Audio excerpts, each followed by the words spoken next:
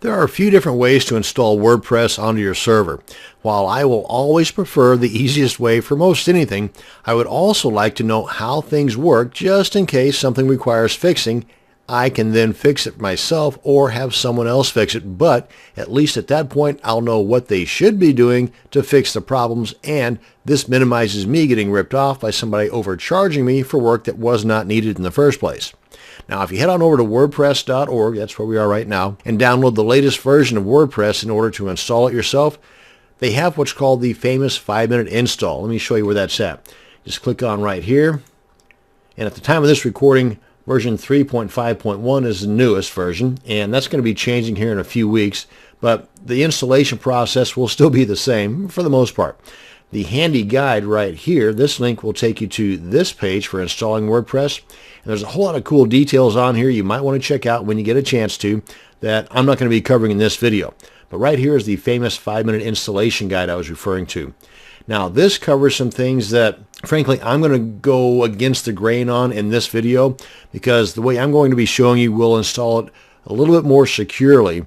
But their way will work. But then you have to go back in later on and do some tweaking to get it to where I'm going to be showing you. So avoid a couple of steps, save some time, and do it this way. Now at this point, I'm also going to mention that uploading the files, there's a little over 1,000 files in this zip file here for the new installation of WordPress, and that will take, on my internet speed, it'll take a little over 8 minutes, about 9 minutes to do. So I'm not going to include the uploading of the files in the 5-minute time limit that I'm putting on myself here, because that basically depends only on your internet access. If you've got DSL, or if you've got dial-up, or if you've got, like my neighbors in Kansas City have Google Fiber, then your upload speeds will vary accordingly.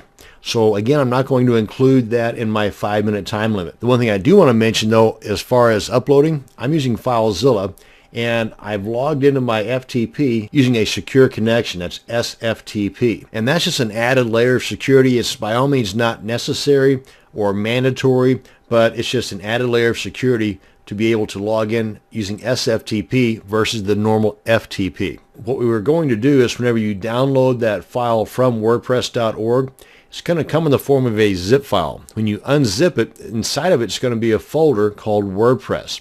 You want to uploading the contents of that folder, not the folder itself, to your server where you want those files to be located at. For example, if you want your WordPress site to be brought up on the browser whenever you type in just your domain, then you want to put it in the root directory, in this case public_HTML.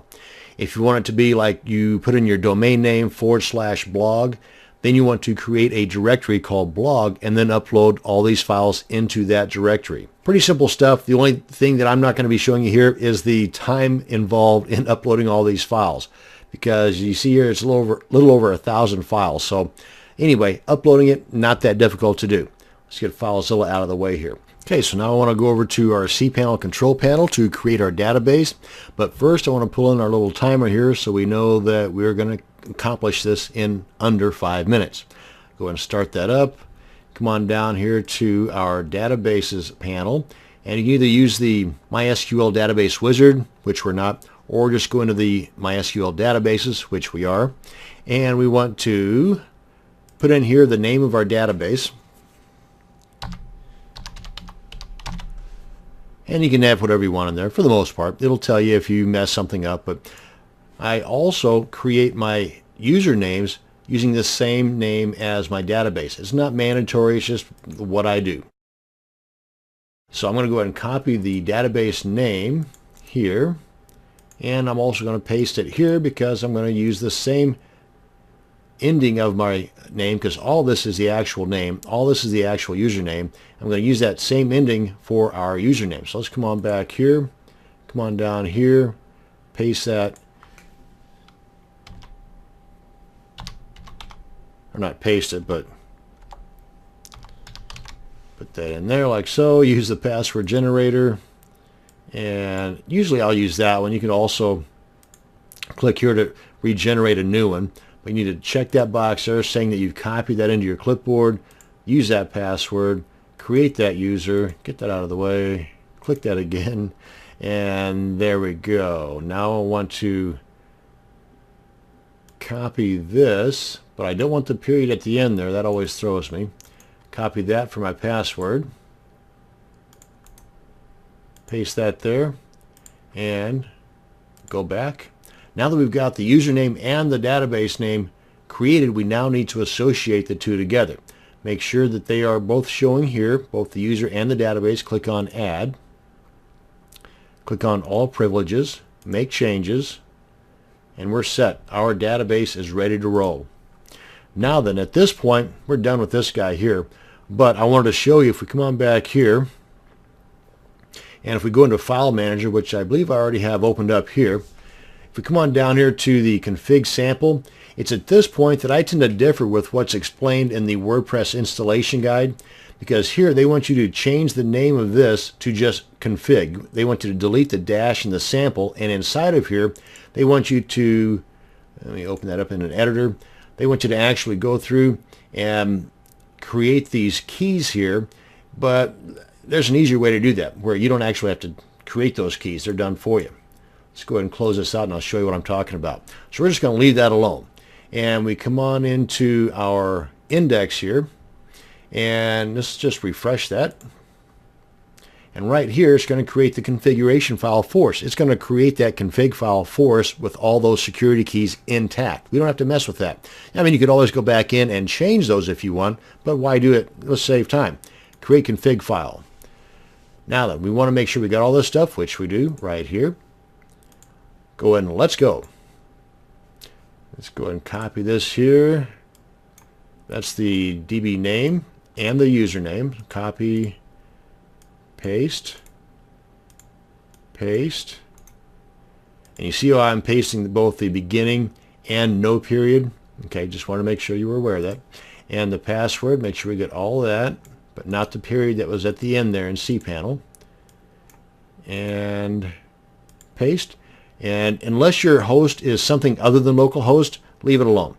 Now here is another security measure that they don't really tell you a whole lot about. I'm going to change the database or the table prefix to something else, because hackers know that it's most always going to be WP underscore. Let's change it here to DTWTO. Yeah, that'll work. Underscore. Click on Submit. Run the install, and we're almost home free. Site title. And admin, we want to change that to something else. Password, let's go ahead and throw something in here.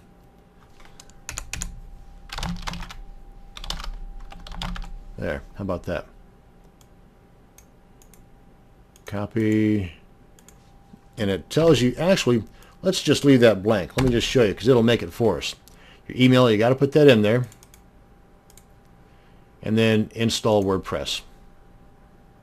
See, it made the password for us, nice and secure. Copy that down, log in. I'm running closer on our paste, and there. So technically we were right at 5 minutes. Had I not been yammering around, it would have been much less than that. That's how you can create your WordPress site manually, and do so, in this example, right at 5 minutes. But in most cases, if you're not having to talk, you can do so in less than 5 minutes. Let me go ahead and show you what the site looks like real quick. And click on that. And here we are, my blog. And you can always change this stuff inside of the back end here. But our site's created. That's it. That's how you can manually create your WordPress site in under 5 minutes, or as in this example, right at 5 minutes. Thanks for watching, and you have a great day.